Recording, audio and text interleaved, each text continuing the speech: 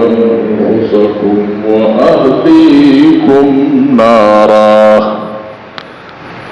وقال رسول الله صلى الله عليه وسلم كلكم راع وكلكم مسؤول عن رعيته.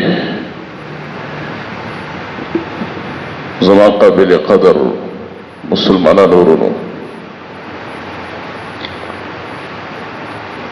نن سبا چې مونږ تاسو په دې معاشره باندې نظر واچو، فتنې فسادونه ورستر بلې سیوا کی، یو خو د قیامت علامات هم ډېر زیات ښکاره شوي دي، ښکاره کی فسادونه ډېر سیوا شوي دي، د مور او پلار نافرمانۍ دي شروع دي. په بازارونو کې چې دوچته دوکاني بالاخانۍ په دې اړو کې هغه خلک نیسي او په هغې کې لهو لعب فضولیات او نور داسې فحشا کارونه پکې کوي. همدغه خلک څه د غرور نه دي راکوز شوي او نه د بوټو نه فایده دي او نه د ګټو نه فایده شوي دي، بلکې ټول د دې معاشرې د دې انسانانو اولاد دی. هغوی دي الله تعالی هغوی ته جنسیت د سړي ورکړی، هغوی په خپل د جنسیت باندې شرمي، او که څوک ورته هلک هم ووایي چې ته هلک یې په دې خفه کېږي، په خپل جنسیت باندې هم خفه کېږي، او هغه ځان ته د جنۍ خطاب کوي، وایي زه جنۍ یم. نو دې باره کې به لږه خبره وکړو چې دا کار ولې کېږي، په څه باندې کېږي. او دویمه خبره اوس دا ملګري کې چې په معاشره کې نشې تماشې سیوا شوي دي، نوجوانان هلکان به وي د پلونو لارو کوڅو نهرونو په غاړه به پراته وي، مور او پلار به ورسره څه حده پورې خواري کړي چې دا بچی به ماته څه سهولت به راته مهیا کړي، ماته به څه فایده راکړي، او دغه اولاد د مور او پلار په فایده باندې نه ورسي. ډېر خلک دي د جومات ته دلته راځي، زه یې نه وم، او بله ورځ یو کمرې ته م راوخت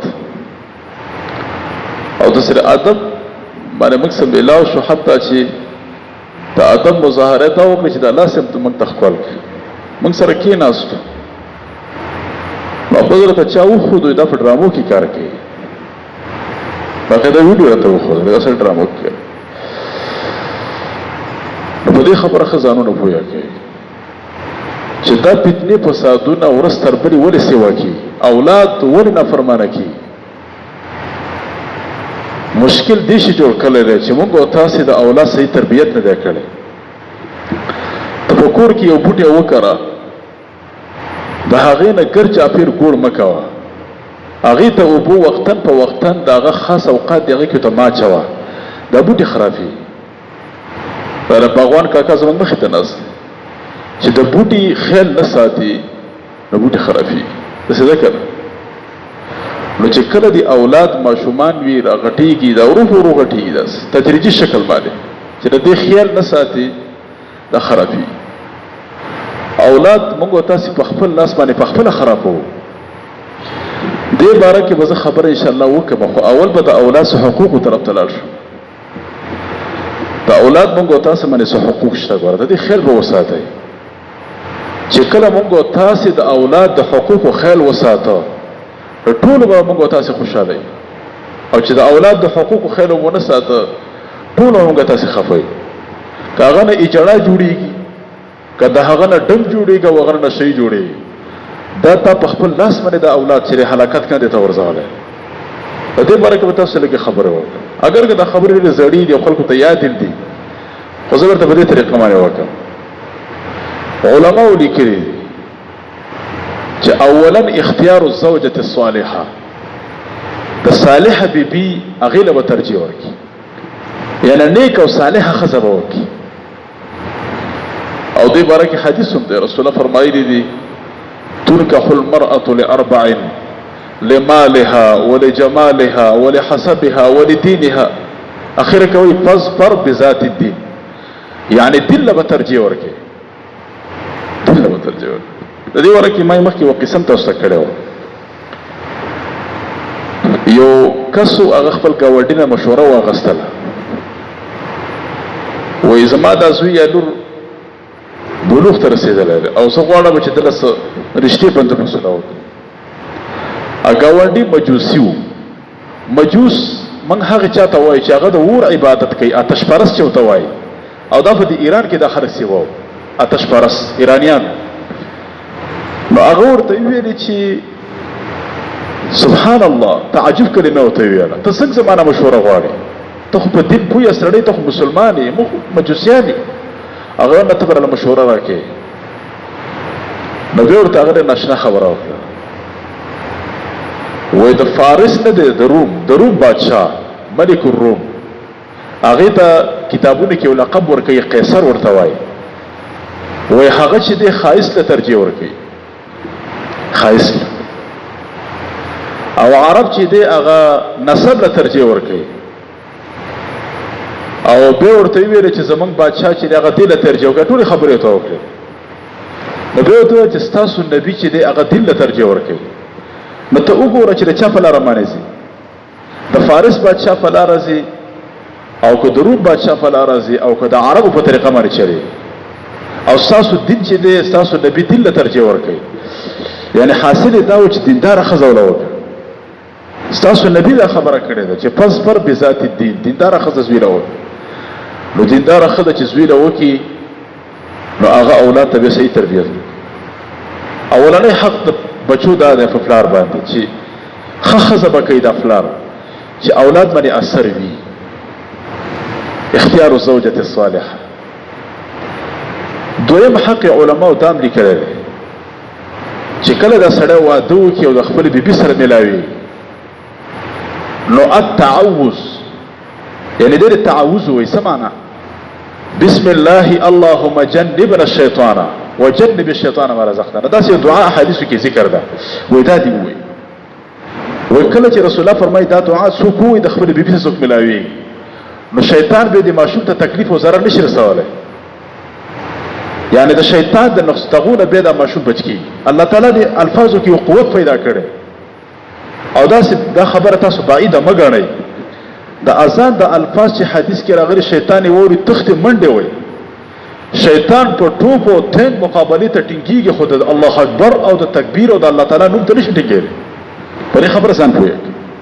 شیطان د ذکر او اذکارو په وخت کې ستا نه تښتي، او که ته پسې راکټ لانچر راواخلې په اوږې ورته کښېني، شیطان ځان راته یېلې نه، نو هغه څنګه ته ولې؟ خو چې کله ته الله اکبر ویې یا اعوذ بالله بسم الله ویې، شیطان ستا نه تښتي. نو علماو دویم دا لیکلي دي چې التعوذ، تعوذ به وي، اعوذ بالله به وي، او دغه رنګې اللهم جنبنا الشیطان وجنب الشیطان ما رزقتنا، دا دعا حدیث کې نقل دا به وي. وایي شیطان به د ماشوم تکلیف نشي رسولی. علماو دا خبره هم کړې.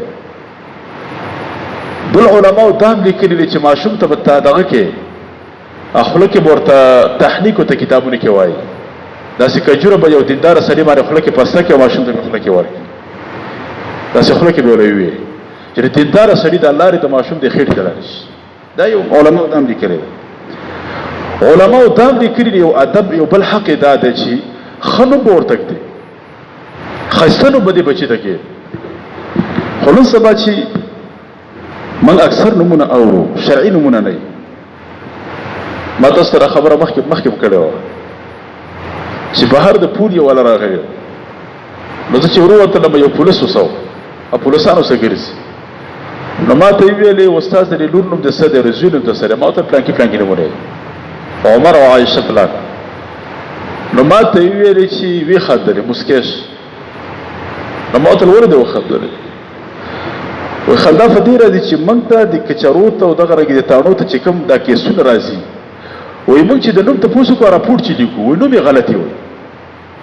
و دا خطرناک خلک وي موږ ته چې کوم راځي نمونه غلطي وي، یعنی دا قاعده اکثریه ده، دا معنی نه ده چې ټول داسي، خو اغلب او اکثر دا ده چې څوک چې موږ ته په غلط کار باندې د فوټ دغې باره کې درج کیږي، جنۍ وتښتولو، دا یې وکړو، غلط کار یې وکړو، ونیولی شو، بالاخانې ته ختلی، وایي دا ټول غلط خلک وي، نمونه یې غلط دي. تاسو دې خبره سوچ وکړئ. لون په خپل ډانچه کې اثر لري. علماء لیکلي اسماء مسمیاتو کې خپل اثر لري. اولاد ته بخښنه مرګ د الله نبی د تفسیر په خپل فرمایلی دی، د مشفق نبی دی. احب الاسماء الى الله عز وجل عبد الله وعبد الرحمن. بهترین نمونه الله ته دوه دي، عبد الله وعبد الرحمن. به هغه نوم چې کوم الله تعالی د ذات ته چې الله تعالی د صفاتو ته مضاف کیږي، لکه عبد الصمد شو، عبد الاحد شو، د الله تعالی صفاتو ته چې کوم عبد مضاف کیږي دا نمونه بهتر دي. بل انبیاء کرامو نمونه بهتر دي. ایوب علیه السلام ایوب نوم کېده وه، تول دغه کېده وه، دغه نه کې زکریا، یحیی، دا موسی، دا نمونه کېده وه، بهترین نمونه دي. د صحابه کرامو نمونه بهترین دي. موږ له خلک راشي زوی مې سره نمونه کېده، موږ ته صحابي نوم ورته یاد کړو، عیسی په شاش داسې نوم به کېدي چې هغه څه معنا د کتابونو کې موږ ګوره، معنا یې څه پیدا کړي، وایي د فلانکي نوم معنا ته وګوره. نو موږ دا ښایسته نومونه څه کم دي، څه ته ولې ډک دي، ښایسته نومونه کېده وه. نو علماو لیکلي یو بل حق د اولاد داره چې ښایسته نوم بوتک دي. او دې باره کې علماو یوه قصه هم لیکلې ده. وایي عمر رضی الله ته یو سړی راغی، ورته ویې ویل چې یا امیر المؤمنین، زما زوی زما نافرماني کوي، زما خبره نه مني. امیر المؤمنین له زوی راوغوښته، ورته ته څنګه فلان نافرماني کوي؟ نو هغه ورته وویل یا امیر المؤمنین الیس للولد حق علی الوالد، آیا د اولاد حق په والد شته، یعنی د بچي حق په پلار شته که نشته؟ هغه ورته ویل بله، ولې نه شته. وایي ما هي یا هغه څه دي؟ لږ موږ ته بیان کوي چې د اولاد حق په پلار کم کم حقوق دي، لږ ته بیان کوي. نو عمر زهو ته دا وویل چې ښایسته نوم به ورته ږدي او ښه مور به ورته ګوري، معنا دا ده چې ښه ښځه به راسړی کوي چې اولاد باندې اثر او د قرآن تعلیم به ورته ښیي. نو هغه هلک ورته وویل، عاقل بالغ هلک و غټ سړی و، ورته وویل یا امیر المؤمنین په دې حقوقو کې زما پلار یو حق هم نه دی ادا کړی.